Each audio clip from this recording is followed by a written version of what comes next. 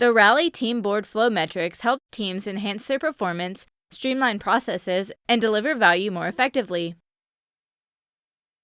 The Flow metrics charts display a variety of options for you to gain insights into the current state of data for your selected team. These metrics are designed to provide a view into the efficiency and predictability of the team and their deliverables. For example, you can see when your work in progress count or cycle time for feature work is increasing. These metrics always include historical data regardless of the current relationships, because the flow metrics reflect what your team has completed or is in the process of completing. Flow metrics help you focus on the efficiencies of how your teams are delivering work. Each chart includes color-coded lines or graphs to visually represent the data. Hover over any graphical element in these charts to see the specific data behind an element in the chart. Click anywhere in a chart and drag your mouse to select a portion of the chart and zoom in to see that portion of the chart in greater detail.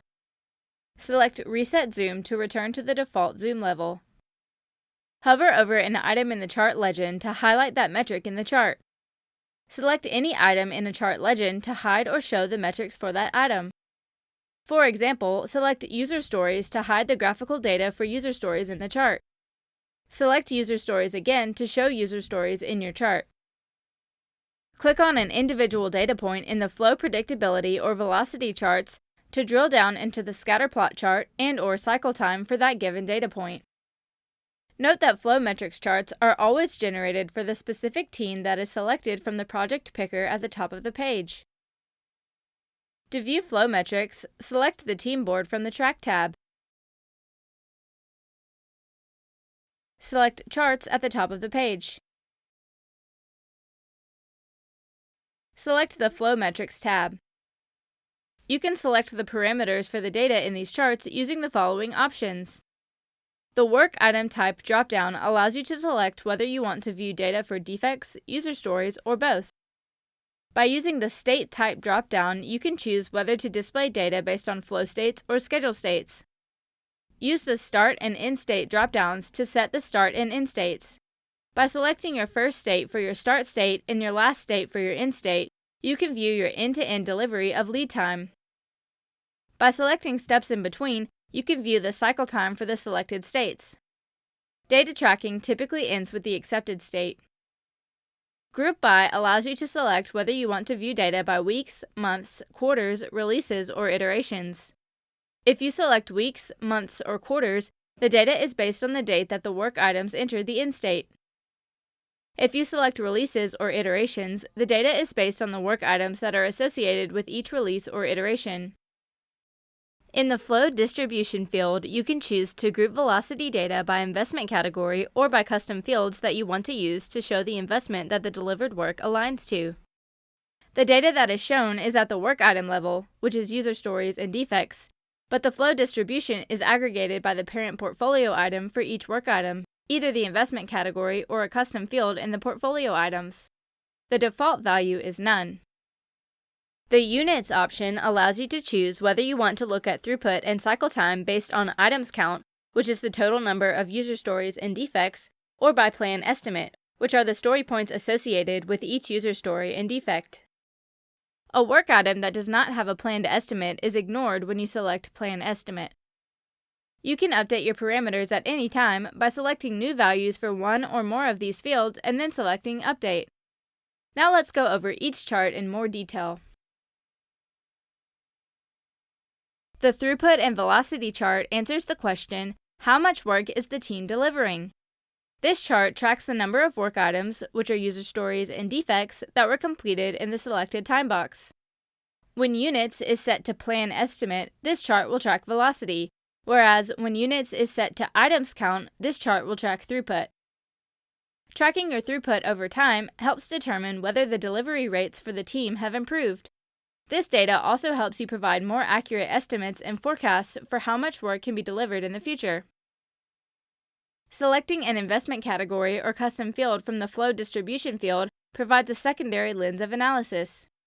You can see the specific categories the delivered work aligns to based on the parent portfolio items. In addition to the defined categories, you might also see the different values when a flow distribution is selected.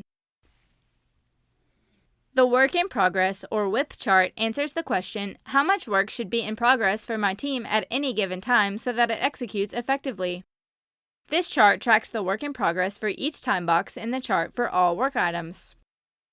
You can configure the states that are included by adjusting the start state and end state dropdowns on the Flow Metrics page.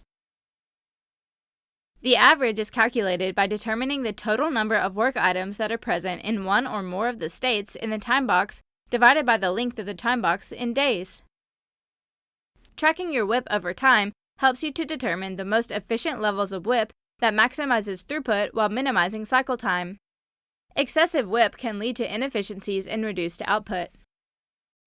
The cycle time and lead time chart answers the question, how long does it take for my team to deliver value? This chart tracks how long it takes, on average, for work items to flow from the start state to the end state. It shows the cycle time of work items that were assigned the selected end state in a given time box. If your start state and end state are set to the first and last states in your project, this chart will instead track lead time. By analyzing trends over time, the cycle time metrics can tell you if your efforts to improve value delivery speeds are actually working. The flow efficiency chart answers the question, how much non-value add is in my team's cycle time? This chart provides insight into your team's delivery in terms of value add and non-value add time. Non-value add time is defined as any time that a work item spent in a blocked or ready state in a given time box. Value add time is defined as the remainder of the cycle time, that is, the time the work item was being actively worked. The higher the value add percentage, the more efficient your team's process is. Flow efficiency is calculated as the time each story was actively worked, meaning not in a blocked or ready state, divided by the total time required for the story to move from the selected start state to the selected end state. The flow predictability chart answers the question, how well does my team plan and how good is it at meeting its objectives? This chart provides insight into your team's cycle times and predictability. Ideally, the percentile lines should stay close to each other while slightly going down over time. This means that your workflow is predictable and that your teams deliver value at a fast and consistent pace. Percentiles are used to establish SLAs and to define the probability of meeting different commitment points. A higher percentile means that there is a greater chance of completing an assignment on time. For example, in a high-functioning Scrum team that uses 2-week iterations, you would expect most of the stories to be accepted in 14 days or less. Cycle time is defined as the number of days required for stories to move from the selected start state to the selected end state. The 90th percentile represents the total cycle time for 90% of the stories to move to accepted.